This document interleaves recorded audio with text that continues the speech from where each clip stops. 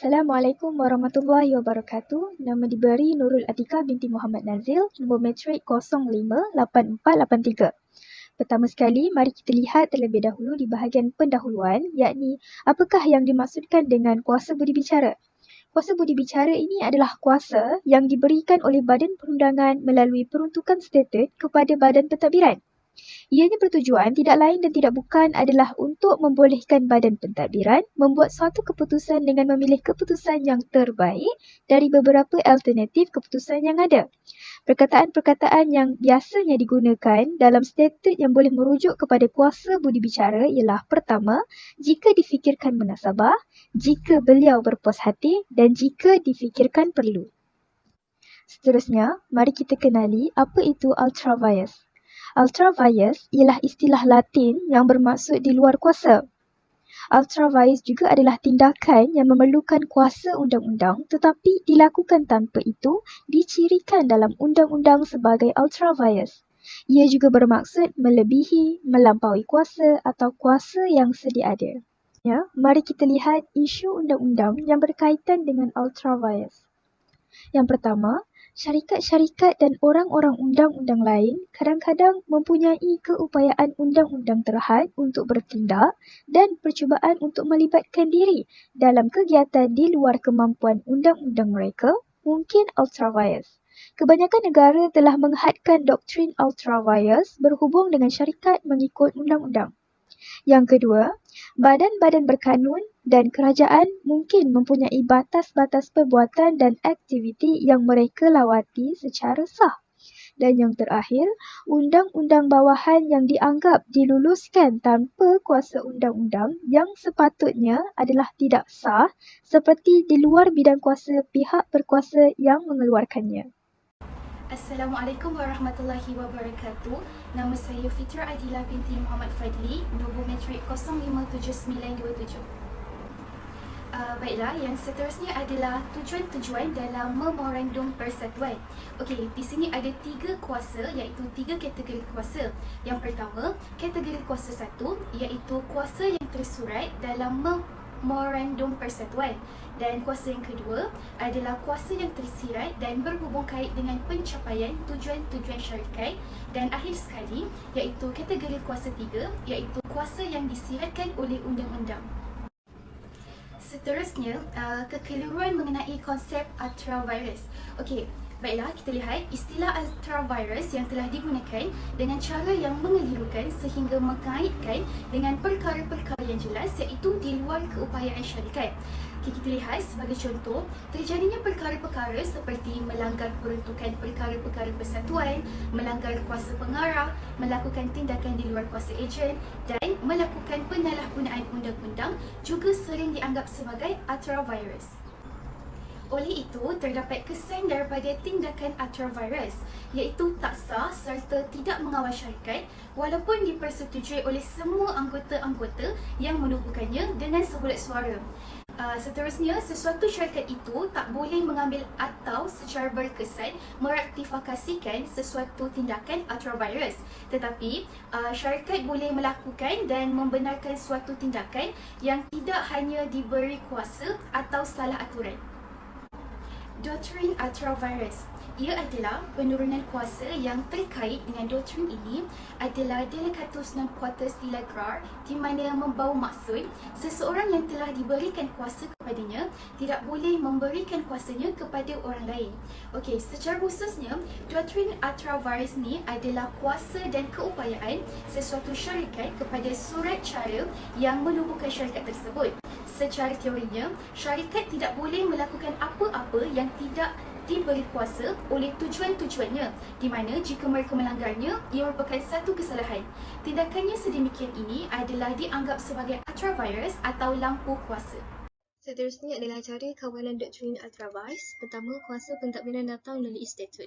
Statut memberi kuasa bagi perkara-perkara tertentu sahaja atau tertakluk kepada prosedur-prosedur tertentu atau dengan had tertentu. Had di sini tidak sahaja dinyatakan dalam statut tetapi juga di dalam prinsip-prinsip umum. Semua kuasa-kuasa yang telah ditetapkan ada had-hadnya tersendiri dan di mana had-had nyata tidak dinyatakan, maka mahkamah akan mencari had-hadnya tersirat dengan merujuk kepada undang-undang tertulis seperti perlembagaan. Terdapat 4 prinsip doktrin ultravires. Yang pertama, tindakan di luar had yang dinyatakan adalah tindakan yang tidak dibenarkan undang. Kedua, tindakan tersebut tidak mempunyai keabsahan undang-undang. Ketiga, mahkamah akan mengisytiharkan ia diketepikan dan tidak sah. Yang keempat, wad ganti rugi juga boleh diarahkan dibayar kepada pihak yang menanggung kerugian, misalnya dalam kes-kes pencerobohan kepada harta atau manusia. Ini sekaligus menunjukkan bahawa agensi termasuk badan berkanun boleh dikenakan tanggungjawab berasaskan doktrin ultravires. Seterusnya, perkara ini juga berlaku di mana agensi kerajaan gagal melaksanakan tanggungjawabnya. Tindakan undang-undang yang dikenakan adalah seperti mandamus dan pengisytiharan dan juga ganti rugi yang boleh diambil dari kegagalan tersebut. Contohnya dalam kes Mercy Docks dan Harbour Board. Akibat kegagalan pihak berkuasa, pelabuhan membuang timbunan lumpur di permukaan labuhan. Sebuah kapal yang masuk telah rosak dik kerana melanggar timbunan lumpur yang berada di pelabuhan tersebut. Diputuskan dari mahkamah bahawa pihak berkuasa itu adalah dipertanggungjawabkan atas kegagalan tersebut. Assalamualaikum warahmatullahi taala wabarakatuh. Nama saya Cikgu Aina Zahira binti Cikgu Zulkifli, nombor matrik 058723. Saya akan membentangkan mengenai tajuk perbezaan tugas dan kuasa. Yang pertama ialah tugas. Tugas adalah tanggungjawab kepada seseorang untuk melaksanakannya. Pekerjaan merupakan tugas yang diberikan kepada orang bawahan sebagai amanah atau tanggungjawab dalam sesebuah organisasi. Selain itu, suatu pekerjaan merupakan sesuatu yang telah direncanakan dalam sesebuah organisasi atau mana-mana jabatan. Tugas utama seorang ketua sebagai pemimpin adalah untuk merancang kegiatan yang akan dilakukan, mengatur dan membahagi tugas kepada orang bawahan. Tugas juga merupakan kesatuan pekerjaan atau kegiatan dalam sebuah organisasi yang memberikan gambaran dalam mencapai matlamat yang diinginkan. Oleh itu, pelaksanaan tugas adalah kesatuan pekerjaan atau kegiatan yang dilaksanakan oleh sesuatu badan atau wadah secara teratur. Seterusnya pula ialah mengenai kuasa. Kuasa ialah satu kebolehan dalam sesuatu pekerjaan yang mempengaruhi orang lain untuk mendapatkan sesuatu.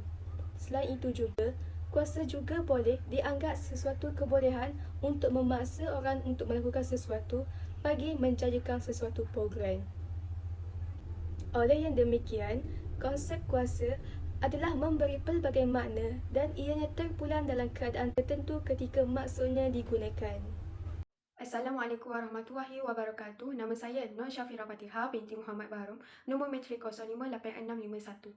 Slide yang pertama, kuasa kerajaan dan agensi-agensi kerajaan. Okey, kerajaan Malaysia dalam urusan dalaman kuasa ialah untuk mengurus negara dalam pelbagai bidang seperti kehakiman, kewangan, pemerintahan, perundangan dan sebagainya yang datang melalui perlembagaan persekutuan. Okey, setiap negara yang ada dalam persekutuan juga mempunyai perlembagaan negara masing-masing, tetapi ianya masih tertakluk kepada perlembagaan persekutuan. Kebanyakan kuasa-kuasa kerajaan diperolehi melalui akta-akta parlimen, iaitu bagi agensi-agensi kerajaan negeri melalui enakmen negeri yang berkenaan. Okey, setiap kerajaan akan melaksanakan kuasanya melalui tangan-tangan. Okey, tangan-tangan ni adalah suatu instrumen kerajaan sama ada dalam bentuk jabatan-jabatan kerajaan, badan-badan berkanun, suruhanjaya dan sebagainya. Kita tengok pula iaitu kepada contoh badan kuasa dan bidang kuasa melalui akta. Okey, yang pertama iaitu Jabatan Hal Ehwal Orang Asli atau dia punya akta dia Akta Orang Asli 1954. Okey, yang kedua Jabatan Pendaftaran Negara iaitu Akta Pendaftaran Negara 1959. Okey, yang terakhir Jabatan Alam Sekitar iaitu Akta Kualiti Alam Sekitar 1974. Slide yang kedua iaitu penurunan kuasa. Okey, penurunan kuasa ni ialah tujuan dia untuk pelaksanaan statut yang lebih licin, cepat, teratur dan berkesan mengikut masa, keadaan dan tempat. Okey, penurunan kuasa atau legislation, perkara yang perlu dilakukan oleh seseorang pengurus atau ketua. Okey, penurunan kuasa ini tertakluk kepada doktrin iaitu delegation non-potong negara. Okey, delegatus non-potong negara iaitu seseorang yang berkuasa itu diturunkan kepadanya dan tidak boleh menyuruhkan kuasanya lah yang sama ada diturunkan itu kepada orang lain. Menurut Willesi, prinsip legislatus memprotek delivery terpakai perkara atau hal-hal yang seperti berikut. Pertama, pihak kuasa yang diberikan kuasa untuk buat peraturan umum melalui cara legislation iaitu perundangan. Okey, yang kedua, pihak kuasa juga diberikan kuasa untuk tetapkan sama ada prosiding undang-undang ni boleh dimulakan pun ataupun tidak. Ketiga, pihak kuasa juga diberikan kuasa untuk putuskan sesuatu isu khususnya yang memberi kesan kepada hak-hak individu. Okey, yang keempat, pihak kuasa juga diberikan kuasa untuk bertindak yang melibatkan dalam pelaksanaan kuasa budi bicara walaupun ianya dari jenis budi bicara yang tidak luas seperti penyerahan waran, distress iaitu bersifat negatif. Slide yang terakhir iaitu penyalahan gunaan kuasa betul dan tidak betul. Okey, penyalahan gunaan kuasa adalah satu jenayah salah laku dan perbuatan yang menyalahi undang-undang. Okey, penyalahgunaan ini adalah perbuatan yang melanggar amanah dan kuasa adalah seseorang yang berkuasa ke atas sesuatu. Setiap perbuatan penyalahgunaan kuasa ini berlaku apabila terdapatnya pihak berkuasa, orang atasan atau pemimpin yang melakukan tindakan yang melebihi had kuasanya untuk kepentingan diri sendiri. Okey, kita tengok pula kepada antara faktor salah guna kuasa adalah yang berkaitan dengan rasuah, kepentingan diri dan keluarga.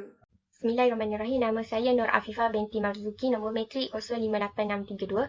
Saya akan membentangkan tentang pentadbir menyalahguna kuasa budi bicara. Yang pertama adalah malafat iaitu niat buruk di mana pentadbir dia menjalankan kuasa budi bicaranya dengan niat yang tidak baik. Tujuannya adalah untuk menyebabkan permusuhan atau pentadbir itu sendiri ingin mendapatkan manfaat daripada keputusan yang telah dibicarakan. Yang kedua adalah tujuan yang tidak betul. Pentadbir dia membuat keputusan budi bicara di mana ianya berlainan daripada tujuan kuasa yang telah ditetapkan oleh statut. Yang ketiga adalah keadilan. Keadilan ini adalah perkara yang penting dalam kuasa budi bicara. Jika berlakunya ketidakadilan dalam melaksanakan kuasa budi bicara, keputusan yang dibuat akan menjadi tidak sah kerana ia merupakan penyalahgunaan kuasa. Yang keempat adalah tujuan yang sama di mana sesuatu keputusan yang telah dibuat oleh pentadbir di mana tujuannya adalah untuk mengelirukan pihak lain, maka keputusan yang dibuat itu adalah tidak sah. Okey, yang kelima adalah tidak munasabah. Suatu keputusan yang mustahil ataupun yang tidak masuk akal, yang tidak pernah dilakukan oleh sesiapa pun. Yang keenam adalah kesilapan dari segi fakta dan undang-undang. Keputusan budi bicara yang telah dibuat oleh pentadbir akan menjadi tidak sah jika berlakunya kesilapan dari segi mentafsir undang-undang atau fakta sesuatu kes. Seterusnya, pentadbir tidak melaksanakan kuasa budi bicara. Okey, terdapat 3 poin, di mana jika 3 poin ini dibuat oleh pentadbir, maka keputusan yang dibuat tidak sah. Yang pertama adalah pentadbir bertindak atas arahan pihak lain, iaitu pentadbir ini mestilah mengaplikasi ataupun menggunakan fikirannya sendiri bagi setiap fakta dalam sesuatu kes sebelum dia membuat sebarang keputusan. Jika dia bertindak atas arahan orang lain, maka dia dianggap gagal dalam menjalankan kuasa budi bicara. Yang kedua adalah pentadbir bertindak berdasarkan pengaruh orang lain ataupun pengaruh pihak lain, iaitu keputusan yang dibuat oleh pentadbir itu mempunyai pengaruh orang lain tanpa mengaplikasikan fikirannya sendiri, maka keputusan yang dibuat itu tidak sah. Yang ketiga adalah factoring discretion, di mana pentadbir dia membuat satu garis panduan dan dia menggunakan garis panduan itu dengan ketat tanpa mengira merit atau kes-kes secara berbeza sebelum dia membuat sebarang keputusan. Maka factoring discretion adalah tidak sah. Bismillahirrahmanirrahim. Assalamualaikum warahmatullahi wabarakatuh. Saya Zulia Umaymah binti Jordan, nama matrik 077896. Kekeliruan antara doktrin serta tugas dan kuasa akan diterangkan sebagai kesimpulan secara ringkas. Umumnya, doktrin ultravirus atau kuasa delegatus non-nots delegre bermaksud seseorang yang telah diberikan kuasa kepadanya dan tidak boleh diberikan kepada orang lain. Seterusnya, tugas pula bermaksud tanggungjawab seseorang untuk melaksanakannya. Manakala terdapat pelbagai konsep bagi kuasa dan ianya terpulang dalam keadaan tertentu ketika maksudnya digunakan. Dalam sebahagian hal, kuasa berbicara memberi banyak impak yang positif bagi setengah pihak, di mana suatu badan tersebut diberi kebebasan berdasarkan pemikiran yang wajar untuk melakukan perkara yang disangka terbaik bagi mereka. Isu kuasa berbicara bukannya isu yang sering dipersebutkan, memandangkan ianya bukanlah isu yang besar. Namun, apabila ia diwujudkan, maka timbullah persoalan-persoalan berkaitan sifat, kuantiti dan juga kawalan tentangnya agar isu ini tidak lari dari maknanya yang sebenar. Intihannya bahawa undang-undang perlembagaan dan undang-undang pentadbiran mempunyai konteks dan falsafah yang agak berbeza dari segi bentuk dan sektor kuasa berbicara. Walau bagaimanapun, pandangan yang membicarakan tentang sifat kuasa berbicara dalam undang-undang perlembagaan mungkin menimbulkan tentangan kerana kebanyakan hakim dan peguam di Malaysia masih berpegang kukuh dengan pendekatan mekanikal yang mentafsir dan memahami perlembagaan secara harfiah. Oleh itu, kita memerlukan penulisan-penulisan yang membicarakan teori dan konteks kuasa berbicara agar dapat kita perhatikan kedua-dua perbezaan ini. Itu sahaja dari saya. Sekian, terima kasih.